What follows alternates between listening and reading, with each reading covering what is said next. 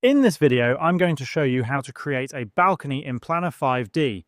First of all, head over to your project and make sure you have created the floor where you want your balcony to be, such as the second or third floor.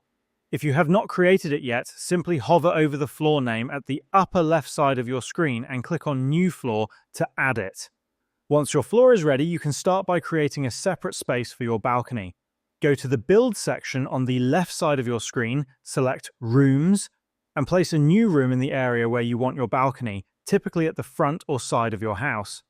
After placing the room, the next step is to remove its walls so that it becomes an open space. Click on each wall of this room one by one and use the eye icon to hide them. This will leave you with a clean platform that acts as your balcony area. Now you need to create an entrance to the balcony from the main room. Go back to the Build menu, select Doors, and choose a suitable door style. You can go with something like folding doors or sliding doors for a more realistic look. Drag and place the door between the main room and the balcony space to create access. Next, you need to add safety railings or fences around the balcony.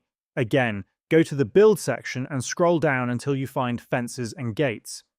From here, choose a fence design that you like and place it along the front edge of your balcony. Adjust its width so it spans across the entire front. After that, create copies of the same fence and place them on the sides of the balcony.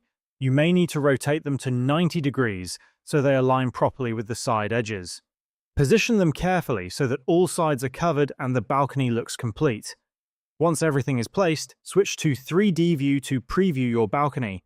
If you want to improve the realism, you can go back to 2D view, select the balcony room, and increase its flooring height to around 20 centimeters. This gives the platform a thicker and more realistic appearance. After making these adjustments, return to 3D view to see the final result.